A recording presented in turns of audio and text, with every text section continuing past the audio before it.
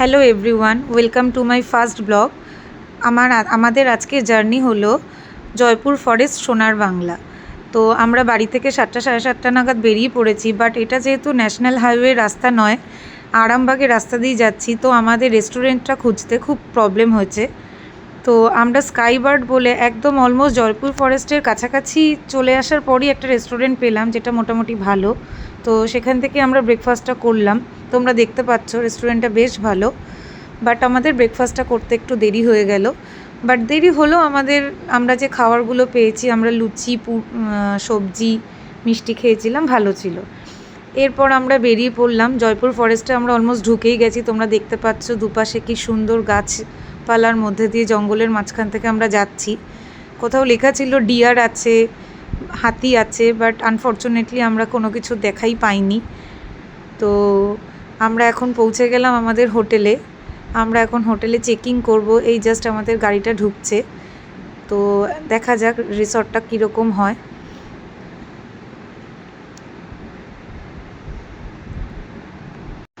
এখন অলমোস্ট 12টা সাড়ে 12টা বাজে। চেকিং টাইম আমাদের 1টা ছিল। তো এখন আমরা, এটা হচ্ছে ওদের রিসেপশান, সেখানে আমরা ওয়েট করছি। চেকিং হয়ে যাওয়ার পর আমরা রুমে যাব। তো ওরা আমাদের একটা আমপান্নার ওয়েলকাম ড্রিঙ্কস দিয়েছিল। তো ওদের রিসেপশানটাও ছিল অসাধারণ।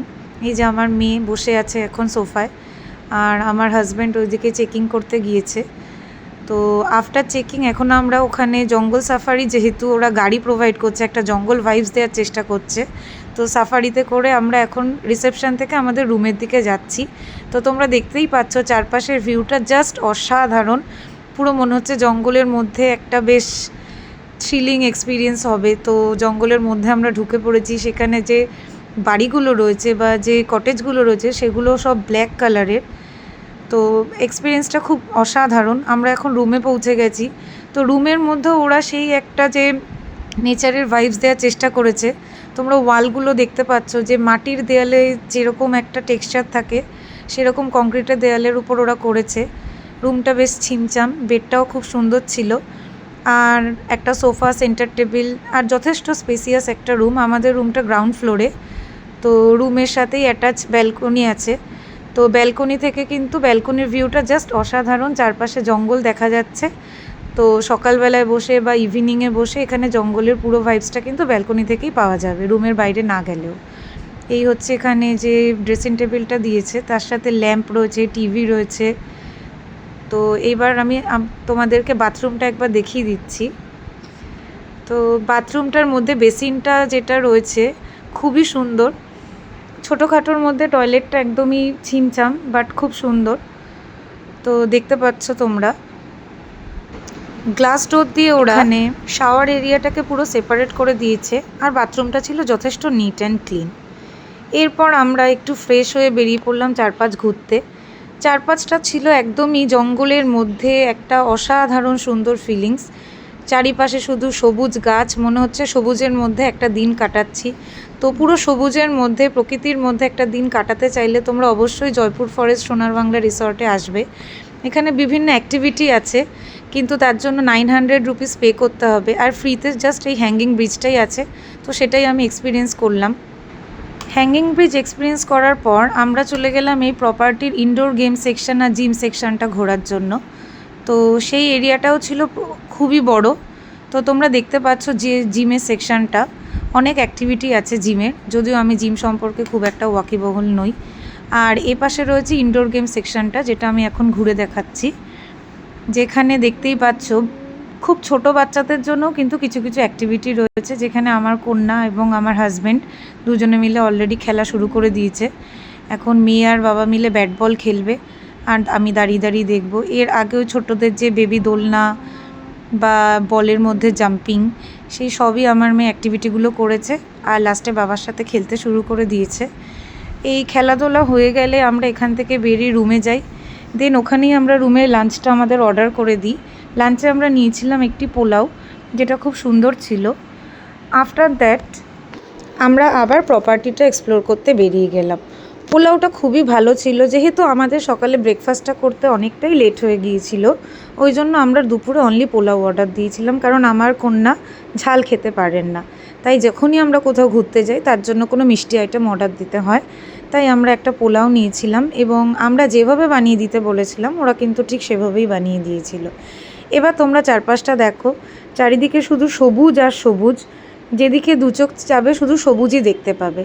তাই যারা প্রকৃতিকে খুব ভালোবাসো, একটা দিন নেচারের মধ্যে কাটাতে চাও, তাদের জন্য আমি বলবো জয়পুর ফরেস্টটা কিন্তু একদম আদর্শ জায়গা।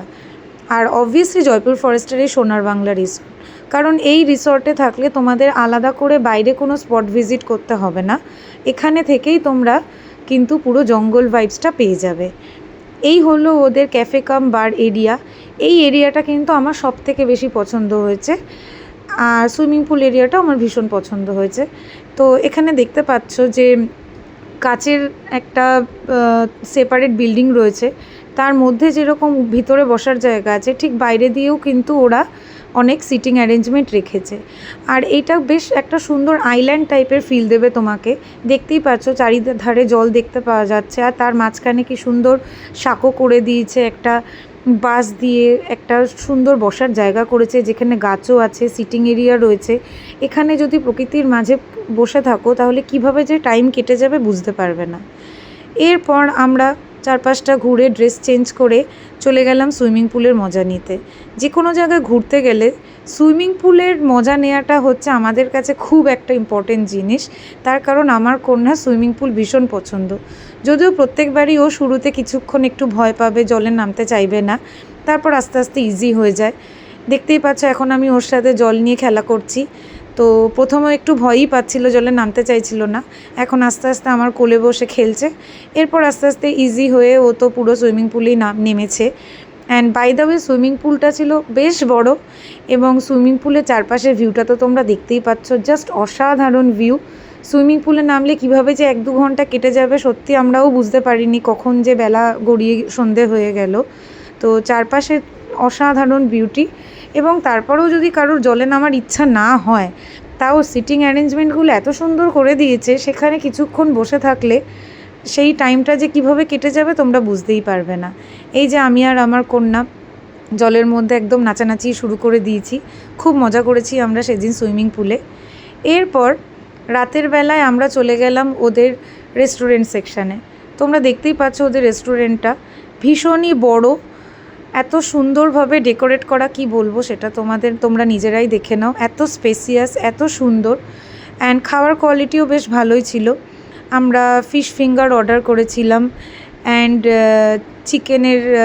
চিকেন কাবাব, কোনো একটি কাবাব অর্ডার করেছিলাম। দুটো আইটেমই খুব ভালোই ছিল। তো রেস্টুরেন্ট থেকে বেরোনোর পর আমরা রাতের অন্ধকারে চারপাশটা একটু এক্সপ্লোর করলাম। একই জায়গা দিনের বেলায় আর রাতের বেলায় কিন্তু যথেষ্ট তার বিউটির ডিফারেন্সটা আছে। তোমরা এখন দেখো রাতের বিউটিটা, জাস্ট দেখো। রাতের বেলায় সেদিন ছিল কোজাগরি পূর্ণিমার রাত, আকাশের চাঁদটাকে জাস্ট দেখো। আর একই সুইমিং পুল সকালবেলায় আর রাতের বেলায় যে ভিউটার মধ্যে কতটা ডিফারেন্স তোমরা দেখতেই পাচ্ছ। তো দুটো ভিউর মধ্যে আমি কম্পেয়ার করতে পারবো না সত্যি, কারণ দুটো আলাদা রকমভাবে সুন্দর। দিনের বেলার ভিউটাও যেমন তার নিজস্ব সৌন্দর্য আছে, আবার রাতের ভিউ তো সৌন্দর্য আছেই।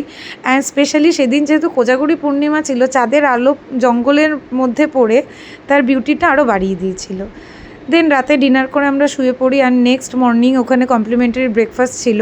তো কমপ্লিমেন্টারি ব্রেকফাস্টে প্রচুর আইটেম ছিল, আমি কিছু কিছু আইটেম দেখানোর চেষ্টা করছি, যদিও এটা অলমোস্ট শেষ টাইমে এসেছি, তাই কিছু কিছু আইটেম তোমরা হয়তো দেখছো নেই, বাট আইটেমগুলো খুব ভালোই ছিল, খাবারের কোয়ালিটিও বেশ ভালো ছিল।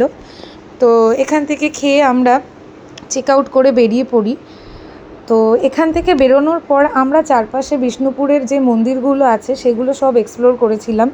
তার মধ্যে যেটা মেন ছিল বিষ্ণুপুরের মন্দির, সেটি হলো রাসমঞ্চ, শ্যামরাই মন্দির, মৃন্ময়ী দেবীর মন্দির, আরও অনেক মন্দির। তো তার মধ্যে আমরা সবকটা মন্দিরই মোটামুটি এক্সপ্লোর করেছি, কিছু হয়তো বাদ গেছে। এখন তোমরা দেখতে পাচ্ছ আমি রাসমঞ্চে রয়েছি। এই রাসমঞ্চটা ছিল অলমোস্ট একটি ভুলভুলাইয়ার মতো, যেখানে আমরা খুব মজা করেছি, আমি, আমার কন্যা, আমার হাজবেন্ড। এখানে চারপাশটা ঘুরে আমরা শ্যামরাই মন্দির যাই, আর সেখানে আমি কিছু পোড়ামাটির জিনিসও কিনেছি। আর তারপরে যেটা আমার খুব ইচ্ছে ছিল এবং যেটা আমি করেওছি সেটা হলো তাঁতির বাড়ি যাওয়া। তাঁতির বাড়ি গিয়ে সেখান থেকে আমি কিছু সেখানকার সিল্ক শাড়ি, যেটা যেরকম বালুচরী শাড়ি, কলাক্ষেত্র, এরকম বেশ কিছু 5-6টা শাড়ি সেখান থেকে শপিং করেছি।